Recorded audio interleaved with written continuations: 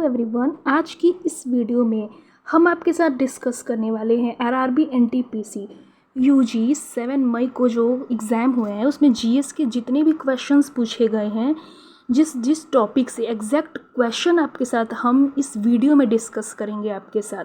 तो ये जो एग्ज़ाम हुआ था आपका 7 मई को, इसमें जीएस के जितने भी क्वेश्चंस हैं ये 13 जून से जो एग्ज़ाम स्टार्ट होने वाले हैं उनके लिए एक बेस का काम करेगा कि आपको किस टॉपिक पे आपको ज़्यादा ध्यान देना है और आपको पूरी तैयारी अपनी किस तरीके से करनी है। तो चलिए इस वीडियो में आपके साथ जीएस के क्वेश्चंस को डिस्कस कर लेते हैं और आपको इस तरीके से एक ओवरव्यू भी पता चलेगा कि किस टॉपिक को आपको ध्यान से पढ़ना है। तो चलिए वीडियो स्टार्ट करते हैं। आप सभी का स्वागत है रूपेश ऑन ड्यूटी चैनल पर।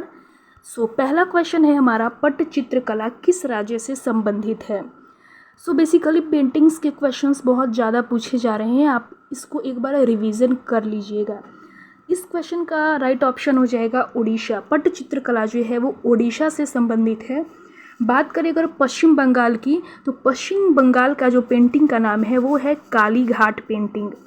ठीक है, नेक्स्ट बात कर लेते हैं अगर बिहार की, तो बिहार का मधुबनी पेंटिंग, जितने भी बच्चे बिहार के हैं उनको तो ये पता होगा कि वहाँ का मधुबनी पेंटिंग कितना फेमस है। अगर हम बात कर लेते हैं असम की, तो असम का मैन्यूस्क्रिप्ट पेंटिंग, ये 3 पेंटिंग्स जो है वो बहुत ही ज़्यादा इम्पॉर्टेंट है। इससे लगभग क्वेश्चंस आए हैं हर शिफ्ट में, तो आपको इसको ध्यान से देखना है। नेक्स्ट क्वेश्चन की बात करते हैं, संविधान के किस अनुच्छेद के तहत राष्ट्रपति शासन लगाया जाता है। जैसा कि आप सभी जानते हैं, आर्टिकल 352 से 360 के तहत जो है वो राष्ट्रपति को आपात शक्ति प्रदान की गई है, जिसकी चर्चा भाग 18 में की गई है। राष्ट्रपति को आपात शक्ति लगाने की पावर दी गई है। तो राष्ट्रपति शासन जो है वो राष्ट्रपति को आर्टिकल 356 के तहत दी गई है। 352 के तहत बात करें तो राष्ट्रपति को राष्ट्रीय आपातकाल लगाने की पावर दी गई है। ये बेसिकली तब लगता है जब देश में युद्ध की स्थिति आ जाती है या फिर कोई बाहरी आक्रमण दूसरा देश अगर जब हमारे देश पे बाहरी आक्रमण करता है तो उस स्थिति में राष्ट्रीय आपातकाल जो है वो लगाया जाता है। राष्ट्रीय आपातकाल की बात करें तो अभी तक 3 बार राष्ट्रीय आपात लगाया गया है, जैसा कि 1962 में लगाया गया है, फिर 1971 में लगाया गया है और 1975 में भी लगाया जा चुका है। फिर हम नेक्स्ट बात कर लेते हैं आर्टिकल 360। तो आर्टिकल 360 के तहत वित्तीय आपात लगाने की शक्ति राष्ट्रपति को दी गई है। तो 352 के तहत है राष्ट्रीय आपात, 356 के तहत है राष्ट्रपति शासन और 360 के तहत है वित्तीय आपात और 368 में संशोधन की बात की गई है। चलिए नेक्स्ट क्वेश्चन पर बढ़ते हैं। नेक्स्ट क्वेश्चन क्या कह रहा है, समाजवादी धर्मनिरपेक्ष और अखंडता शब्द जो है वो प्रस्तावना में किस संशोधन द्वारा जोड़ा गया था। तो इसका राइट ऑप्शन जो हो जाएगा वो हो जाएगा 42 कॉन्स्टिट्यूशनल अमेंडमेंट जो हुआ था वो हुआ था 1976 में। इसके द्वारा ये तीनों शब्द जोड़े गए थे। इसको जो है वो लघु संविधान भी बोला जाता है। ये इंपॉर्टेंट क्वेश्चन है। साथ ही इसके द्वारा जो है वो मौलिक कर्तव्य यानी कि फंडामेंटल राइट भी जोड़ा गया था और इसे पार्ट 4A में जगह दिया गया। और आर्टिकल की बात करें तो आर्टिकल 51A में फंडामेंटल राइट को जगह दिया गया है। और फंडामेंटल राइट जो है वो स्वर्ण सिंह समिति की सिफारिश पर जोड़ा गया था। इसी 42 कॉन्स्टिट्यूशनल अमेंडमेंट के द्वारा लोकसभा का जो कार्यकाल है वो 5 से 6 कर दिया गया था, लेकिन बाद में फिर इसे 6 से 5 भी किया गया था। नेक्स्ट बात कर लेते हैं हम 44वां संविधान संशोधन की। 44वां संविधान संशोधन के द्वारा एक महत्वपूर्ण चीज़ चेंज किया गया था, वो था संपत्ति का अधिकार। संपत्ति का अधिकार जो कि एक मौलिक अधिकार भी था। और आर्टिकल की बात करें तो आर्टिकल 31 था और 19(1)(f) में इसे जगह दिया गया था। लेकिन बाद में 44वां संविधान संशोधन 1978 के द्वारा संपत्ति का अधिकार जो मौलिक अधिकार हुआ करता था उसे कानूनी अधिकार में बदल दिया गया और इसे भाग 12 के आर्टिकल 300A में इसे जगह दिया गया था। अगर हम बात कर लेते हैं 52nd कॉन्स्टिट्यूशनल अमेंडमेंट की, तो इसके द्वारा जो है वह 10वीं अनुसूची जोड़ी गई थी। ये भी इम्पॉर्टेंट पॉइंट है, इसे भी याद रखना है। नेक्स्ट क्वेश्चन की बात कर लेते हैं, नगर पालिका के गठन से संबंधित अनुच्छेद कौन सा है? तो इसका राइट ऑप्शन हो जाएगा 243 क्यों। नगर पालिका जो है वो हमारे मूल संविधान में इसका कोई उल्लेख नहीं था। नगर पालिका को जो है वो 74th कॉन्स्टिट्यूशनल अमेंडमेंट द्वारा जोड़ा गया था, ठीक है, और इसे अनुसूची 12 में रखा गया है। अनुसूची 12 में नगर पालिका को 18 विषय प्रदान किए गए हैं। ये भी बहुत इंपॉर्टेंट पॉइंट है, नगर पालिका को 18 विषय प्रदान किए गए हैं। साथ ही इसे भाग 9A में रखा गया है। और आर्टिकल की बात करें तो 243 से लेकर के 243 G तक नगर पालिका से संबंधित सारे आर्टिकल्स हैं। 243 में बात करें तो नगर पालिका की परिभाषा कहता है, और 243 जो है वो नगर पालिका में अधिकार की बात करता है। नेक्स्ट क्वेश्चन की बात कर लेते हैं, मनसबदारी व्यवस्था किसने शुरू की? मनसबदारी व्यवस्था जो है अकबर ने शुरू की। ये तो बेसिक क्वेश्चन है, बट आइए अकबर से रिलेटेड और भी इम्पॉर्टेंट पॉइंट्स जान लेते हैं जिससे क्वेश्चंस पूछे जा रहे हैं। अकबर जो है इसका शासनकाल की बात करें तो 1556 से लेकर के 1605 ईस्वी तक इसका शासनकाल था। अकबर ने ही सैन्य अभियान के माध्यम से अपने साम्राज्य का विस्तार किया था। इसी के दरबार में नवरत्न रहते थे, जैसे कि बिरबल हो गया, तानसेन हो गया, अबुल फजल हो गया। ये सब महत्वपूर्ण दरबारी कवि जो है वो इन्हीं के दरबार में रहते थे।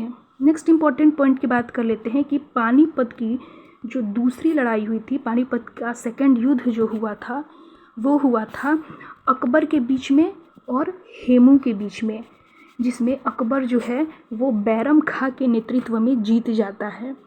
और ये पानीपत की जो दूसरी लड़ाई हुई थी ये हुई थी 1556 ईस्वी में, ये आपको याद रखना है।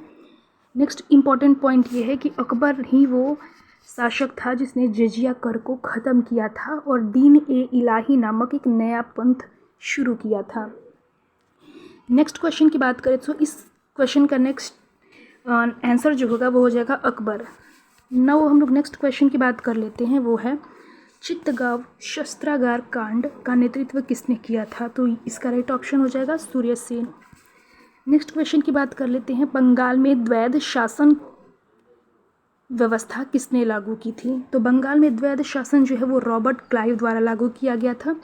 अब ये रॉबर्ट क्लाइव जो था वो था भारत में ब्रिटिश साम्राज्य का संस्थापक। भारत में ब्रिटिश राज्य का संस्थापक जो था वो था रॉबर्ट क्लाइव। ये बंगाल का जो है वो पहला गवर्नर भी था, बंगाल का फर्स्ट गवर्नर था। और इसके बारे में एक और इम्पॉर्टेंट पॉइंट ये है कि प्लासी की लड़ाई में रॉबर्ट क्लाइव ने बंगाल के नवाब सिराजुद्दौला को हराया था, ठीक है। ये तो इसका ऑप्शन क्या, इसका राइट आंसर क्या हो जाएगा? Robert Clive. बढ़ते हैं नेक्स्ट क्वेश्चन पे। नेक्स्ट क्वेश्चन है, लद्दाख किस तिथि को केंद्र शासित प्रदेश बना? तो 31 अक्टूबर 2019 में लद्दाख जो है वो केंद्र शासित प्रदेश बना। चलिए अब नेक्स्ट क्वेश्चन पे चलते हैं। नेक्स्ट क्वेश्चन है हमारा कि दिल्ली क्या है? तो दिल्ली जो है वो एक विधानसभा सहित केंद्र शासित प्रदेश भी है। जैसा कि आप जानते हैं कि दिल्ली को एनसीआर का दर्जा जो है, एनसीआर का दर्जा 69th कॉन्स्टिट्यूशनल अमेंडमेंट 1991 के द्वारा दिया गया था। ये क्वेश्चंस बहुत बार आ चुके हैं, प्रीवियस ईयर 2025 के भी एग्ज़ाम में आए हैं और इस बार में भी पूछा गया है। और एनसीआर का जो दर्जा दिया गया है वो इसे बोर्ड अधिनियम 1985 के द्वारा दिया गया है, ठीक है। बढ़ते हैं नेक्स्ट क्वेश्चन पे। नेक्स्ट क्वेश्चन है हमारा, विंध्याचल ताप विद्युत स्टेशन किस राज्य में है? तो विंध्याचल ताप विद्युत स्टेशन जो है वो मध्य प्रदेश में है। इसका राइट आंसर जो होगा वो होगा मध्य प्रदेश। यूपी में बात करें तो यूपी में है रिहंद ताप विद्युत केंद्र। छत्तीसगढ़ में बात करें तो छत्तीसगढ़ में है Korba super thermal power station. Rajasthan की बात करें तो राजस्थान में है Suratgarh super thermal power station. कुछ इम्पॉर्टेंट विद्युत स्टेशन की बात कर लेते हैं, जैसे हरियाणा में है पानीपत ताप विद्युत केंद्र। और बिहार की बात कर लें तो बिहार में है बरौनी थर्मल पावर स्टेशन। तो इस क्वेश्चन का राइट ऑप्शन जो होगा, जो कि है विंध्याचल ताप विद्युत स्टेशन, ये मध्य प्रदेश में है। चलिए बढ़ते हैं नेक्स्ट क्वेश्चन पर। नेक्स्ट क्वेश्चन है हमारा, जल के विद्युत अपघटन से हाइड्रोजन और ऑक्सीजन का अनुपात क्या होता है। तो इसका राइट ऑप्शन जो होगा वो होगा ऑप्शन नंबर सी, 2:1। जैसे कि आप सभी जानते हैं जल का रासायनिक सूत्र जो होता है वो H2O होता है। तो विद्युत अपघटन के दौरान जल जो होता है वो हाइड्रोजन और ऑक्सीजन में टूट जाता है, जिसके फलस्वरूप ये 2:1 में चेंज हो जाता है। चलिए नेक्स्ट क्वेश्चन पे बढ़ते हैं। नेक्स्ट क्वेश्चन है हमारा, extended American standard code for information interchange में कितने बीट्स होते हैं। पहली बात तो ये कि आपको इसका फुल फॉर्म पता होना चाहिए, जो कि है American standard code for information interchange. तो इसमें बीट्स की बात करें तो इसमें टोटल 8 बीट्स होते हैं।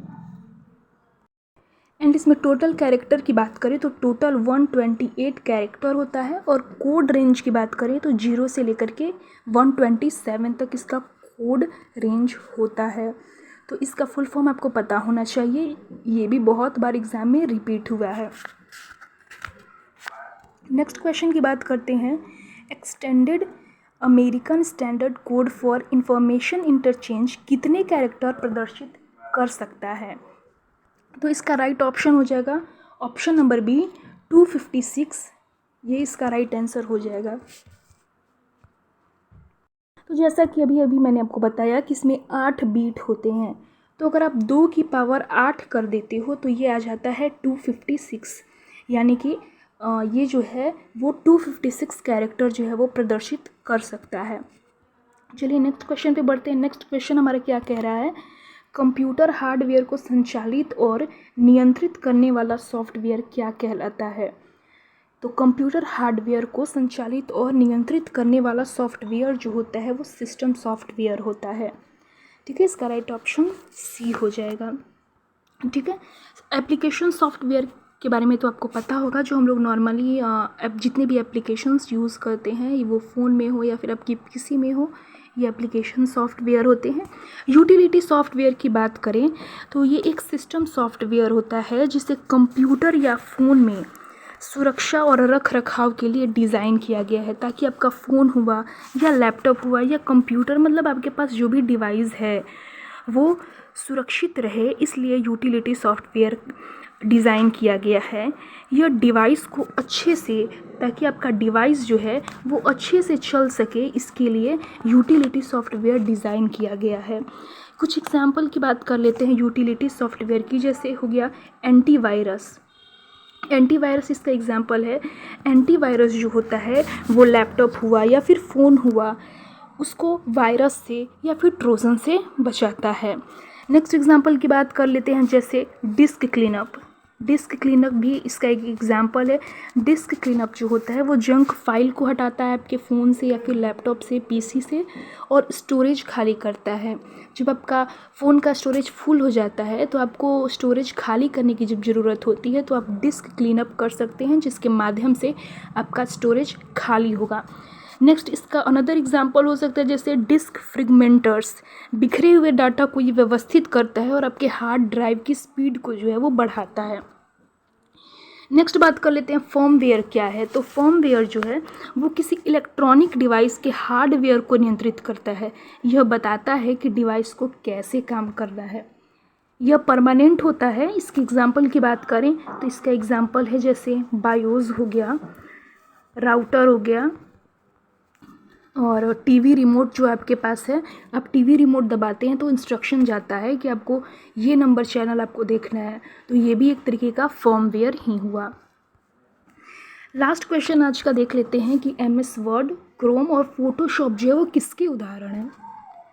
तो ये जो है ये एप्लीकेशन सॉफ्टवेयर के उदाहरण हैं। जैसे कि मैंने आपको बताया कि आप जो फ़ोन लैपटॉप में ये सॉफ्टवेयर जो एप्लीकेशंस यूज़ करते हो वही हैं एप्लीकेशन सॉफ्टवेयर। तो आज की वीडियो में हमने टोटल 15 क्वेश्चंस किए हैं, जो कि 7 मई के शिफ्ट में आए हुए क्वेश्चंस हैं और ये आने वाले एग्ज़ाम के लिए बहुत ही ज़्यादा इम्पॉर्टेंट थे। अब हम बात कर लेते हैं कि कंप्यूटर जो कि स्कोरिंग सब्जेक्ट है, ऑब्वियसली इसके 3 से 4 क्वेश्चन, 5 क्वेश्चन भी आ रहे हैं। तो इसमें आपको बेसिक चीज़ें जो क्या है आपको कंप्लीट कर लेनी है, जिसके बाद आप कंप्यूटर में मार्क्स अचीव कर सकते हो। जैसे कि आपको कंप्यूटर में सबसे पहले तो जितने भी शॉर्टकट्स हैं वो आपको कवर अप कर लेना है। जैसे Ctrl+S से क्या होता है, Ctrl+C से क्या होता है।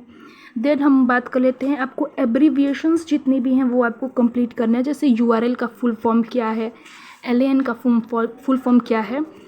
And third one is software आपको कंप्लीट करना है। सॉफ्टवेयर से भी बहुत सारे क्वेश्चन पूछे जा रहे हैं। रैम क्या है, रोम क्या है, इन सब से बेसिक क्वेश्चंस पूछे जा रहे हैं। आप इसको कंप्लीट कर लो, जीएस में आपके 5 नंबर जो है वो कंप्यूटर से फिक्स हो जाएंगे। तो चलिए आज की इस वीडियो में हम इतना ही कुछ रखते हैं। नेक्स्ट वीडियो हम आपके लिए इससे भी बेहतर लाएंगे। तो आज की ये वीडियो आपको कैसी लगी कमेंट बॉक्स में ज़रूर बताइएगा, और जितना ज़्यादा से ज़्यादा हो सके इस वीडियो को लाइक कीजिएगा और शेयर कीजिएगा।